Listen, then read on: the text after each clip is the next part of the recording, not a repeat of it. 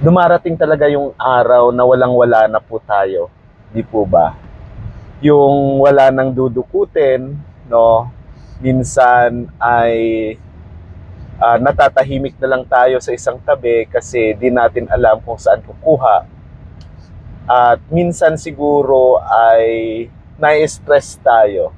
Isang araw, nag-chat yung aking asawa na bumili ng diaper ng aking pangalawang anak, yung aming lalaki.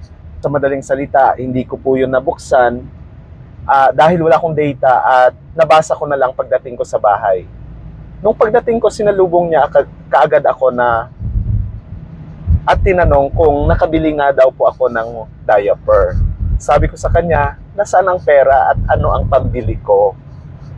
At sabi niya, nako, walang pampers yung ating anak. Sabi niya, paano yan? Sa sala kayo matutulog niyan ngayon.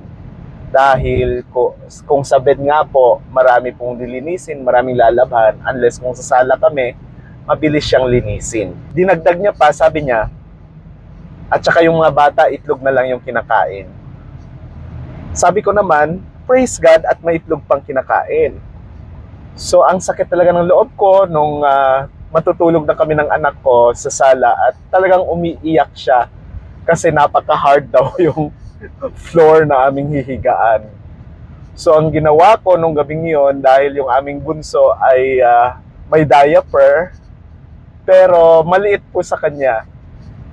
At ang ginawa ko ay hinati ko siya at parang nilagay ko lang siya doon sa kanyang para pag umihi siya, hindi nga po mababasa yung sahig at saka yung kumot namin. So, dumaan ng isang gabi, nakaraos. Kinabukasan ay worship service. After nun, ay na-invite kaming kumain sa restaurant.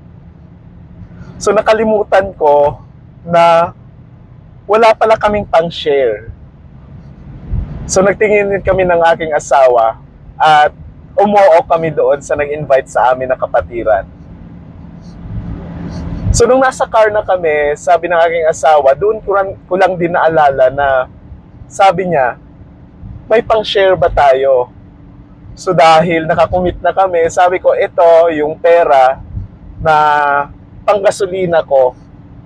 Dahil talagang tinatago ko po yun, malayo nga po yung aking office location. Kasi kung wala akong panggasolina, otherwise, hindi ako makakapasok. So, sumama kami hanggang matapos kaming kumain. Dahil binantayan ko yung mga aking anak hanggang matapos kaming kumain ay inabot ng aking asawa yung kanyang share sa pambayad ng kinain namin.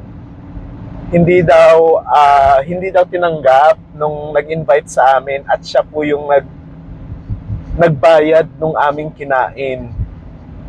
No, at saka pagkatapos nun ay pag-uwi namin ay inabutan pa siya ng pagpapala na kung saan ay napakabuti ng Panginoon dahil na-save pa yung aking panggasolina at the same time nakakain pa kami at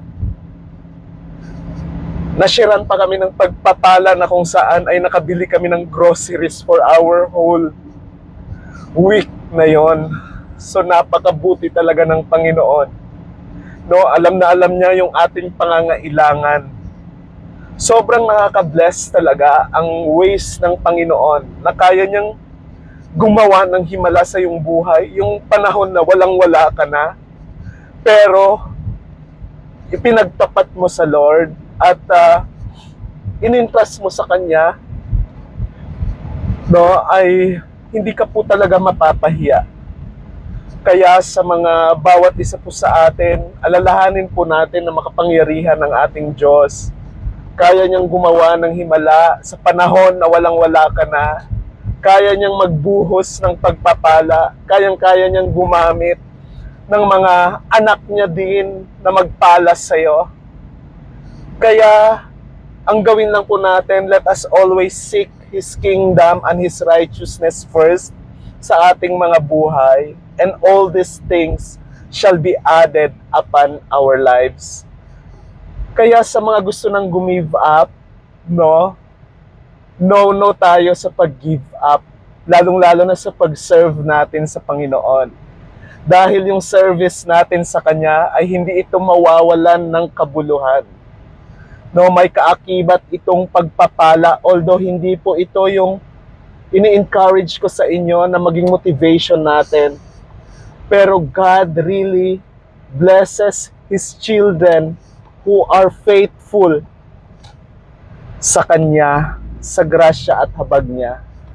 No, kaya sa bawat isa sa atin, I am encouraging you na let us continue to be faithful in serving our God, the Lord Jesus Christ. Thank you so much, and God bless everyone. Glory to God alone.